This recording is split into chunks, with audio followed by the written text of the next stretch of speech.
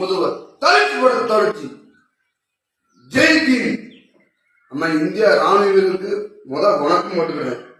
என்னன்னா நம்மளுக்காண்டி உயிர் கொடுக்க தானம் இந்திய ராணுவ வீரர் இந்தியா நெல்லை உயிர் போட்டுட்டு இருக்காங்க நம்மளுக்காண்டி. சில மக்கள் இந்த போருக்கு இந்த டீ கடையில டீ குடிச்சிட்டு பேப்பர் பார்த்துக்கிட்டு இவன் இந்த குண்டு இங்க போடலாம், இந்த ஒரு குண்டு போட்டா உலகம் பாகிஸ்தானே அழிஞ்சிரும் அப்படி சொல்றாங்க. அதான் தப்பு.